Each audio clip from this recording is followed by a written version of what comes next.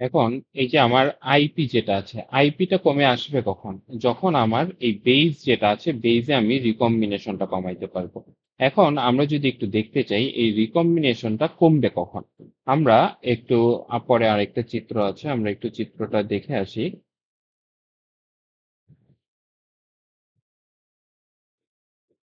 আমাদের doping doping যদি বাড়াইতে থাকে তাহলে কি হবে দেখো তো। আমরা সিম্পল একটা পিএন জাংশন যদি চিন্তা করি, এটা পি টাইপ ধরো, এটা হচ্ছে এন টাইপ। তাহলে পি থেকে হোল এখানে আসলো। তাহলে হোল গুলো যখন এখানে আসবে, এটা রিকম্বাইন হবে কার সাথে? ইলেকট্রনের সাথে। তাহলে ইলেকট্রনের সাথে রিকম্বাইন কখন বেশি হবে আর কখন কম হবে? ধরো আমি এখানে যদি ডোপিং কনসেন্ট্রেশন অনেক বেশি রাখি, তার মানে প্রচুর পরিমাণে ইলেকট্রন আছে হোলকে রিকম্বাইন করে ফেলার জন্য। আর যদি এন এর ভিতরে আমার ডোপিং কনসেন্ট্রেশন কম থাকে, তাহলে কি রিকম্বাইন হইতে বেশি সময় লাগবে। এখন দেখো এই যে আমি সময় দিয়ে যখন বললাম, তার মানে কি টাউ এটা কি career life time. Career life time জিনিসটা কি ছিল? রিকম্বাইন হওয়ার আগে যত রিকম্বাইন হইতে যত সময় লাগে। এটার সাথে আমরা আরেকটা প্যারামিটারের সাথেও পরিচিত, সেটা হচ্ছে কি এল এলপি বা এল এন, এগুলো আমরা বলতাম। এটা কি ছিল? এটা হচ্ছে ডিফিউশন লেংথ। ডিফিউজ হওয়ার আগে সে কতটুকু দূরত্ব অতিক্রম করতে পারে। জেনারেলি বুঝতে পারছো এটা এমনিতেই, যে যদি আমার এন এর মধ্যে ডোপিং কনসেন্ট্রেশন হাই থাকে, তাহলে সে খুব দ্রুত সময়ের মধ্যে রিকম্বাইন করে ফেলবে, এবং তার ডিফিউশন লেংথটাও কি ছোট হবে। তার মানে যদি ধরো ডোপিং কনসেন্ট্রেশন 10 পাওয়ার 18 হয়, তাহলে সে ধরো ডিফিউশন লেংথ এতটুকু পায়, যে এতটুকু এসে সে এই ডিফিউজ হয়ে যায় 10 পাওয়ার 18 হইলে। আর যদি ধরো 10 পাওয়ার 16 এইরকম আমি ডোপিং করি, তাহলে ধরো সে ডিফিউজ হওয়ার আগে এতটুকু ডিস্টেন্স অতিক্রম করতে পারলো। তাহলে এই জন্য আমরা এখানে দেখতে পাচ্ছি আমার যখন ডোপিং কনসেন্ট্রেশন বাড়তেছে, তখন আমার ডিফিউশন লেংথটা কি ক্রমান্বয়ে কমতে থাকবে। তাহলে ডিফিউশন লেংথটা এখানে কমতে থাকলো ডোপিং কনসেন্ট্রেশন বাড়ানোর সাথে। তাহলে দেখো তো, আমরা যখন এই যে একটু আগে আমরা যে জিনিসটা আলোচনা করতেছিলাম, যে আমার এনপিএন ট্রানজিস্টর যখন আমি এখানে তৈরি করেছি, তখন আমার বেইজের মধ্যে কি আমি রিকম্বিনেশনটা যত কম হোক তত চাই।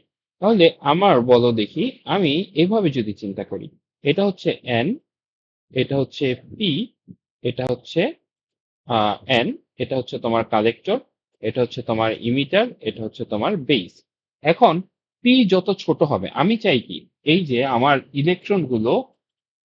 এই ইলেকট্রন গুলো এখান থেকে বেসকে পাস করে কালেক্টরে পৌঁছাবে, এটা হচ্ছে আমার টার্গেট। এখন আমি পিটাকে যদি বড় করি, দেখো আমার ধরো ডিফিউশন লেংথ যত ছোট হবে, তত কি আমার এখানে রিকম্বাইন হওয়ার সম্ভাবনাটা কি বেড়ে যাবে। কারণ আমার এখানে কি ডিফিউশন লেংথ কম, তার মানে কি অল্প একটু যেই সে ডিফিউজ হয়ে যাবে, সে আর পি বা বেসটাকে অতিক্রম করে কালেক্টরের কাছে যাইতেই পারবে না। তাহলে আমি কি করতে পারি, ধরো আমার ডিফিউশন লেংথ হচ্ছে এতটুকু, এটা হচ্ছে আমার ডিফিউশন লেংথ, কিন্তু আমার বেজের উইথ তো এতটুকু, তাইলে তো সে রিকম্বাইন হয়ে যাবে মেজরিটি। এটাতে আমার কি পারপাসটা সার্ভ হচ্ছে না। তাহলে আমরা জেনারেলি কি করতাম? জেনারেলি আমরা এই জন্য এই বেস যেটা আছে, বেসটাকে অনেক ছোট করে ফেলতাম। ধরো এবার বেসটা হচ্ছে এতটুকু শুধু, তাহলে কি তার ডিফিউশন লেংথ যেটা, সেটা কি বেজের উইথের চেয়ে বড়, তাহলে মেজরিটি ইলেকট্রন কি ডিফিউজ না হয়ে ইমিটার থেকে কালেক্টরে পৌঁছাতে পারলো। এইটা আমার একটা অ্যাডভান্টেজ পাইলাম, বা একটা আইডিয়া ছিল যে কেন আমরা বেসটাকে ছোট বানাই। আরেকটা জিনিস কি হতো, আমরা বেইজের ডোপিংটাকেও কম করতাম। বেইজের ডোপিং কম করার কারণটা কি ছিল? ওই একই জিনিস, আমি যদি বেইজে একটু আগে যে আমরা চিত্র দেখলাম, বেইজের ডোপিং যদি আমি বাড়ায় ফেলি, তাহলে আমার রিকম্বিনেশনের পরিমাণটা বেড়ে যাবে, অথবা ডিফিউশন লেংথটা আরো ছোট হয়ে যাবে। সেই জন্য আমরা বেইজের ডোপিংটাকেও কি করতাম, লাইট রাখতাম, মডারেট ডোপিং করতাম। এখন বেইজের ডোপিং কম করলে কি হয়, কি প্রবলেম হয়, আমরা একটু চিন্তা করি। বা এই প্রবলেমগুলো আমরা কিভাবে এই বেইজের ডোপিং এগুলো না করে সলভ করতে পারি, বা এটা কারণে কি প্রবলেম হইতে পারে। আমরা তাহলে দুইটা জিনিস দেখছি, আমরা বেইজের ডোপিং এটাকে আমার কমানো লাগতো রেগুলার, আমরা যখন বিজেটি নিয়ে কাজ করতাম, এবং বেইজের উইথ বা বেইজটাকে ছোট করতে হইতো, চিকন করতে হইতো, থিন করতে হইতো। এতে করে আমার প্রবলেম কি হইতে পারে? প্রবলেম হইতে পারে কি দেখো তো, আমরা যদি একটা পিএন জাংশন জাস্ট এমনি দেখি, এটা ধরো এন, এটা হচ্ছে পি, আর এটা হচ্ছে কি আবার এন। এখন পিএন জাংশন যখন ফর্ম করলাম, তখন এই পিএন জাংশনের মধ্যে কি এখানে একটা ডিপ্লেশন রিজন তৈরি হয়েছে, সেম ভাবে এখানে একটা ডিপ্লেশন রিজন তৈরি হয়েছে। এখন দেখো তো, আমি যদি বেসটাকে আরো ছোট করে আঁকি তাহলে কি প্রবলেম হবে। এটা এন, এটা ধরো পি, আমি এখানে লিখতেছি না বুঝার সুবিধার জন্য কারণ ক্লামজি লাগবে, আর এটা ধরো আবার এন কালেক্টর। এটা তুমি জানো, এটা হচ্ছে তোমার বেস পি টাইপের, এটা ইমিটার, এটা হচ্ছে তোমার কালেক্টর। এখন এখানে আমি বেসটাকে এখন অনেক ছোট করে ফেলছি, এখন কি হইতে পারে দেখো, এটা এটা হচ্ছে ডিপ্লেশন রিজিয়ন, এইটার ডিপ্লেশন রিজিয়ন, এই যে দেখো দুইটা যে ডিপ্লেশন রিজিয়ন আছে, এই দুইটা ডিপ্লেশন রিজিয়ন ওভারল্যাপ করে ফেলতে পারে। যদি ওভারল্যাপ করে ফেলে তাহলে তোমার ডিভাইসটা ডিস্ট্রয় হয়ে যাবে। এটাকে আমরা একটা নামে ডাকি, সেটাকে বলি আমরা পাঞ্চ। তাহলে আমরা এই জিনিসটা করতে পারবো না। আমি যখন বেস বেশি ন্যারো করে ফেলতে যাচ্ছি, তখন আমি একটা রিস্ক নিচ্ছি যে ডিভাইসে পাঞ্চ থ্রু হয়ে আমার পুরো ডিভাইসটা নষ্ট হয়ে যেতে পারে। তাহলে এটা একটা লিমিটেশন ছিল যে আমার ডিভাইসের অপটিমাম কাজ করানোর জন্য আমি আসলে লিমিটেড বাইন্ডিংস এ পড়ে যাচ্ছিলাম। এটা একটা প্রবলেম ছিল। আরেকটা জিনিস হচ্ছে, আমরা দেখো জানি যে এটা হচ্ছে ধরো পি টাইপ ম্যাটেরিয়াল, এটা হচ্ছে এন টাইপ ম্যাটেরিয়াল। তাহলে যখন আমি জোড়া দিলাম, দুই সাইডেই ডিপ্লেশন রিজিয়ন তৈরি হইলো। এই যে ডিপ্লেশন রিজিয়ন যে তৈরি হইলো, এই ডিপ্লেশন রিজিয়ন যেই সাইডে ডোপিং কনসেন্ট্রেশন বেশি সেখানে ডিপ্লেশন রিজিয়নটা ন্যারো হবে, আর যেই সাইডে ডোপিং কনসেন্ট্রেশন কম সেই সাইডে ডিপ্লেশন রিজিয়নটা মোটা হবে, বড় হবে। এখন আমরা যদি একটু দেখি আমাদের ডিভাইস, মনে করো এটা ফর দ্য টাইম প্রথম একটা কনসিডারেশন আমরা করতেছি যেখানে এখানে এইরকম একটা উইডথ পাই। আবার আরেকটা কেস ধরো আমরা কনসিডার করি, এটা পি, এটা হচ্ছে এন, এটা এরকম, এটার মধ্যে ডিপ্লেশন রিজিয়নটা অনেক ছোট।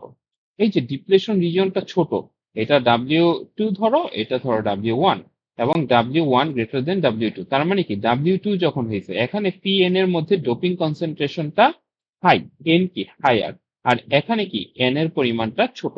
তার মানে এন যখন ছোট তখন ডিপ্লেশন রিজিয়নের উইথ বড়। এখন ডিপ্লেশন রিজিয়নের উইথ বড় হলে আবার কি হয়, ওই যে আমরা দেখো বলছিলাম সি সমান সমান এপসাইলন এ বাই ডাব্লিউ, এটা আমরা জানি। তাহলে ডিপ্লেশন রিজিয়নের উইডথ যখন বড় হয়ে যাচ্ছে, তখন কি আমার ক্যাপাসিটেন্সের পরিমাণ আবার বেড়ে যাচ্ছে। আবার ক্যাপাসিটেন্স যখন বেড়ে যায় তখন কি আমার হাই ফ্রিকোয়েন্সি সুইচিং এ বা হাই স্পিড সুইচিং এ অপারেশনে প্রবলেম তৈরি করে। তাহলে আমরা এখানে দেখলাম যে আমরা যখন রেগুলার বিজেটি বানাচ্ছিলাম, তখন আমাকে বেস ডোপিং কমাইতে হইতো, বেস ডোপিং কমাইতে হতো, আবার বেসটাকে ছোট করতে হইতো। আমি যদি বেস ছোট করি তখন দেখা যায় তো পাঞ্চ থ্রু হয়ে যাওয়ার চান্স আছে। আবার আমি যখন বেজের ডোপিংটাকে কমায় ফেলতেছি, বেজের ডোপিং কমাই দেখি ক্যাপাসিটেন্স বেড়ে যাচ্ছে, এবং ক্যাপাসিটেন্স বাড়ার কারণে কি হচ্ছিল, আমার ডিভাইসের high frequency switching, high speed switching এ প্রবলেম করতেছিল। আর আরেকটা জিনিস তো একটু আগেই দেখেছি আমরা যে আমাদের গেইনটাও কি ছোট থাকে যখন আমি বিজেটি দিয়ে কাজ করি, কারণ আমি এই রেশিও গুলোকে খুব বড় করতে পারি না। একটা দুইটা লেকচার আগে তোমরা দেখেছো। এই তিনটা প্রবলেমকে আমরা অ্যাড্রেস করতে পারি যদি আমরা এইচবিটি ব্যবহার করি। কারণ এইচবিটি যখন আমি ব্যবহার করতেছি, তখন আমার দেখো তো, আমি যে এই যে বেসটাকে আমি তখন বড় করে ফেললে কি হবে, আমি যখন এইচবিটি ব্যবহার করছি, এইচবিটি ব্যবহার করার কারণে দেখো তো, এই যে এটা যেটা আমরা জাংশন দেখতে পাচ্ছি, এটা কি এইচবিটির চিত্র। বেস থেকে এই যে এটা হচ্ছে আমার, আমি একটু বাকি সাইডের জিনিসগুলো মুছে দেই।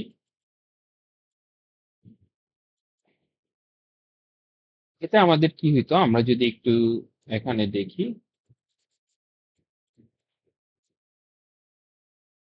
আচ্ছা, আমাদের চিত্রটা হয়তো এরকম, তারপরে এরকম। এতে করে আমার কি হয়েছে দেখো, আমার এটা হচ্ছে ইমিটার সাইড, এটা বেস সাইড। আচ্ছা, এই সাইডে আমরা আবার কালেক্টর দেখাবো, এরকম আমরা কালেক্টরও দেখাবো এই সাইডে। তাহলে আমরা প্রথমে যদি ইমিটার বেস জাংশন দেখি, এখান থেকে ইলেকট্রন গুলো এই সাইডে যাবে, এই সাইডে যাওয়ার জন্য তাকে এই বাধাটা অতিক্রম করতে হবে। আর বেস থেকে হোল ইমিটারে আসবে, তার জন্য কি এই বড় বাধাটা অতিক্রম করতে হবে। যেহেতু এই আমি হেটারো জাংশন ব্যবহার করতেছি সময় এই বাধাটা অনেক বড় হয়ে গেল, তার মানে বেস থেকে কারেন্ট যেটা এই আইপিটার পরিমাণ অনেক কমে গেছে। তার মানে এই আইপিটা রিলেটেড ছিল কি বেস কারেন্টের সাথে, তাহলে কি আমার বেস কারেন্টটা অটোমেটিক্যালি রিডিউস হয়ে গেছে। তাহলে যখন আমার বেস কারেন্টটা রিডিউস হয়ে গেল, তখন কিন্তু আমার এই যে বেসটাকে বড় করতে আর অত একটা প্রবলেম নাই, কারণ আগে আমি বেসটাকে বড় করতে পারতেছিলাম না এই কারণে যে বেস বড় করলে রিকম্বিনেশন বেশি হয়ে যাবে, বেস কারেন্টটা বড় হয়ে যাবে। কিন্তু আমি যখন হেটারো জাংশন ব্যবহার করলাম, তখন আমি দেখতেছি কি যেহেতু আমি এখানে বাধার পরিমাণটা বড় করে ফেলছি, এতে করে আমার বেস কারেন্টটা বা রিকম্বিনেশন কারেন্টটা বড় হওয়ার চান্স এমনিতেই নেই। কাজে আমি বেসটাকে এখন চাইলে বড় করতে পারি এবং আমার পাঞ্চ থ্রু এর প্রবলেমটাও থাকলো না। আরেকটা প্রবলেম কি ছিল, আমার বেস ডোপিংটা কম করতে হতো। বেস ডোপিং কম করলে আমার ক্যাপাসিটেন্স বেড়ে যেত, এবং ক্যাপাসিটেন্স বেড়ে গেলে হাই স্পিড অপারেশনে প্রবলেম হইতো, সুইচিং এর প্রবলেম হইতো। কিন্তু এখন যখন আমি এই বেস ডোপিংটা যদি এখন বাড়ায়ও দেই, আমি ধরো পিটাকে হেভিলি ডোপ করি, ধরো পি প্লাস ডোপও করলাম, স্টিল ডোপিং বেশি হয়েছে কিন্তু আমার তো আইপিটা বাড়বে না। আইপিটা সিগনিফিকেন্টলি বাড়তে পারবে না, কারণ কি এখানে বাধার পরিমাণ অনেক বেশি। যেহেতু বাধার পরিমাণ বেশি, আইপি কম। আইপি কম মানে আইপি কম, তাহলে কি আমি এই প্রবলেমটাও দূর করতে পারলাম। আর গেইন তো বেড়ে যায়, সেটা আমরা অলরেডি দেখেছি যে কিভাবে আমরা ম্যাথমেটিক্যালিও ফর্মুলার মাধ্যমে দেখেছি কিভাবে আমরা এই গেইনটাকে বাড়াইতে পারি।